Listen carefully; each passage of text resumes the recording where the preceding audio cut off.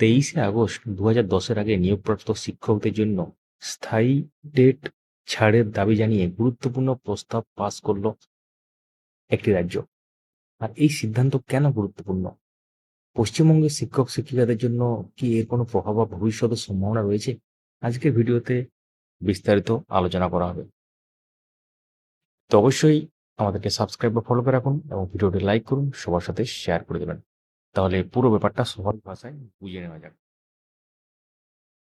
কি সিদ্ধান্ত জানিয়েছে এক্ষেত্রে? তো ব্যাপারটা আমরা বলে রাখি, এটা তামিলনাড়ু রাজ্যের ক্ষেত্রে এবং তামিলনাড়ু বিধানসভা পক্ষ থেকে সিদ্ধান্ত নেওয়া হয়েছে। 25শে আগস্ট তামিলনাড়ু বিধানসভায় একটি গুরুত্বপূর্ণ প্রস্তাব সর্বসম্মতভাবে গৃহীত হয়েছে। এই প্রস্তাবে কেন্দ্রীয় সরকারের কাছে দাবি জানানো হয়েছে 23 আগস্ট 2010-এর আগে নিয়োগপ্রাপ্ত সরকারি শিক্ষকদের টেট থেকে সম্পূর্ণ ও স্থায়ীভাবে ছাড় দেওয়া হোক। কতজন শিক্ষক এর আওতায়? তামিলনাড়ু স্কুল শিক্ষামন্ত্রীর বক্তব্য অনুযায়ী প্রায় 3,28,701 জন সরকারি শিক্ষক টেটের এই বাধ্যবাধকতার ফলে প্রভাবিত হতে পারেন। এর ফলে বহু শিক্ষক ইতিমধ্যেই 15 থেকে 20 বছর বা তারও বেশি সময় ধরে শিক্ষকতা করছেন। তাই দীর্ঘদিন চাকরি করার পর নতুন করে টেট পাস করার বাধ্যবাধকতা তাদের কাছে চাকরি ও ভবিষ্যতের সার্ভিস বেনিফিটস নিয়ে উদ্বেগের কারণ হয়ে দাঁড়িয়েছে। বিধানসভা তার কি দাবি করেছে? তো বিধানসভায় ৩টি গুরুত্বপূর্ণ বিষয় সামনে আসে। প্রথমত, 23 আগস্ট 2010-এর আগে নিয়োগপ্রাপ্ত শিক্ষকদের জন্য স্থায়ী টেট এক্সামশন। দ্বিতীয়ত, আরটি অ্যাক্ট 2009-এর সেকশন 23 সংশোধন করে এই ছাড়ের ব্যবস্থা করা।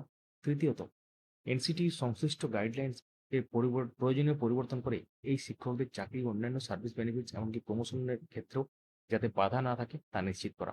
কেন এই বিষয়টি গুরুত্বপূর্ণ? কারণ এখানে শুধু টেট পাস করার প্রশ্ন নয়, প্রশ্ন হচ্ছে একজন শিক্ষক যদি দীর্ঘ 15 থেকে 20 বছর ধরে নিরবচ্ছিন্নভাবে শিক্ষকতা করে থাকেন, তাহলে তার দীর্ঘ অভিজ্ঞতা এবং এতদিনের চাকরির নিরাপত্তার বিষয়টি কিভাবে বিবেচনা করা হবে? তামিলনাড়ু বিধানসভা সেই বিষয়টিকে সামনে রেখে কেন্দ্রের কাছে স্থায়ী সমাধানের দাবি জানিয়েছে। তবে একটি বিষয় অবশ্যই মনে রাখতে হবে, এখানে একটি গুরুত্বপূর্ণ পার্থক্য রয়েছে। তামিলনাড়ু বিধানসভা প্রস্তাব পাস করেছে মানেই এখনই সারা দেশে টেট এক্সামশন কার্যকর হয়ে গেল এমনটা নয়। এটি কেন্দ্রীয় সরকারের কাছে একটি দাবি ও প্রস্তাব। পরবর্তী সময়ে কেন্দ্রীয় সরকার কি সিদ্ধান্ত নেয়, আরটি অ্যাক্ট বা এনসিটি গাইডলাইনে কোনো পরিবর্তন আনা হয় কিনা, সেটা এখন দেখার বিষয়। তো পশ্চিমবঙ্গের শিক্ষক শিক্ষিকাদের জন্য কি বার্তা? এই কারণেই তামিলনাড়ুর এই সিদ্ধান্তটি পশ্চিমবঙ্গের শিক্ষক মহলেও গুরুত্বপূর্ণ হয়ে উঠেছে। বিশেষ করে পুরনো শিক্ষক টেটের বাধ্যবাধকতা, চাকরির নিরাপত্তা এবং প্রমোশন এই বিষয়গুলি নিয়ে আগামী দিনে আরও সমালোচনা এবং বিভিন্ন ধরনের আলোচনা ও সিদ্ধান্ত সামনে আসতে পারে।